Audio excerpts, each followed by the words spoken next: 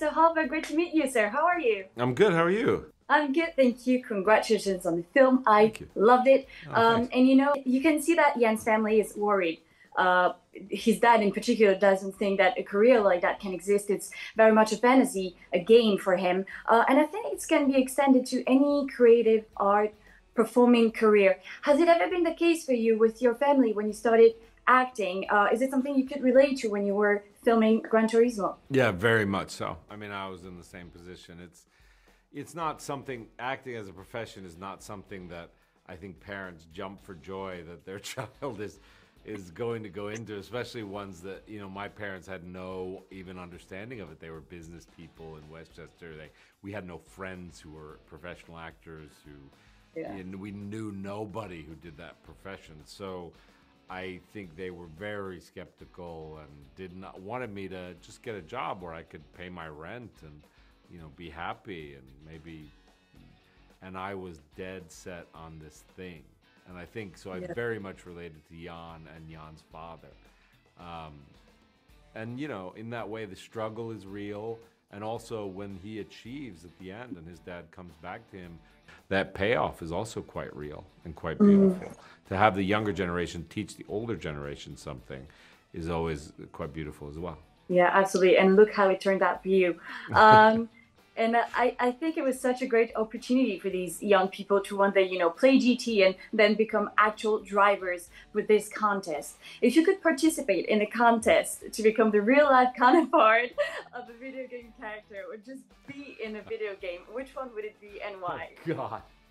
Which video game would I want to be in? I mean, I think I'd like to... I think I'd like to put the Triforce back together and to finally save Zelda. Find her and save her. You know, like I was always like the Link I was born to be. I think that's a very noble goal. Yeah. Thank you. Yeah, I was thinking of Tomb Raider or, you know, become the next Lara Croft. But, you know, I don't have the physical endurance, I don't think. So that's not... Yeah. Absolutely not.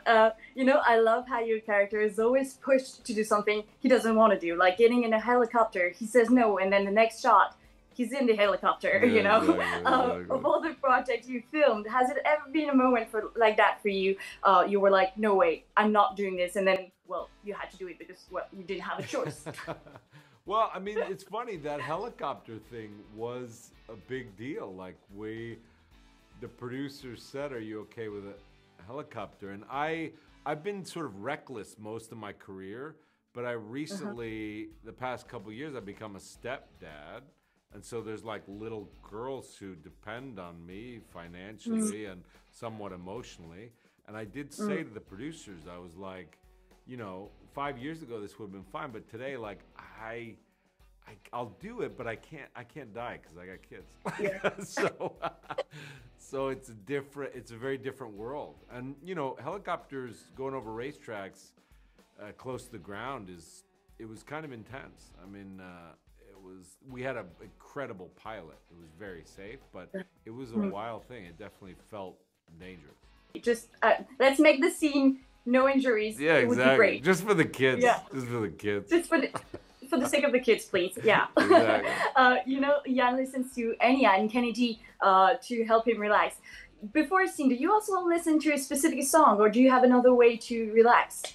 I used to, very much so. Whenever I would do a project, I would have a song that I would listen to before, especially when I do a play. I would sit there at half hour before the play and sit there and listen to that song over and over again, almost as like a conditioning response to get into the character.